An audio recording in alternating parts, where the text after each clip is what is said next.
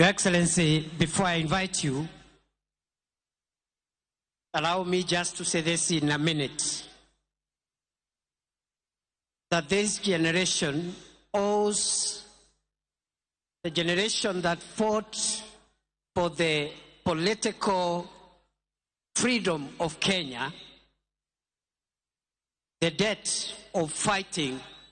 for the economic freedom of our country. As you lead us, Your Excellency, I am satisfied that we are on a course of paying the historical debt of our forefathers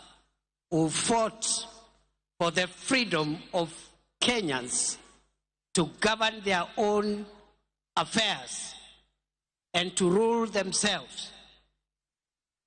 We are paying that debt by ensuring we also provide economic freedom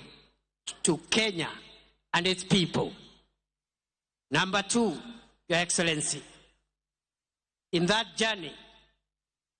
I am equally persuaded that we as a country, and with you as our leader, we are also creating a more inclusive Kenya. From an economic standpoint, for a long time, the investment of national resources, especially in supporting the value chains from where the majority of our people derive their income, those resources have sometimes forgotten certain sectors. I am glad, under your administration, Your Excellency, we are spending more money,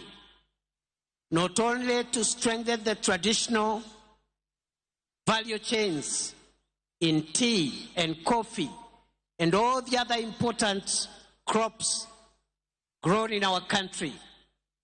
not just in livestock development, but we are also spending enough resources to provide support to fisher folk and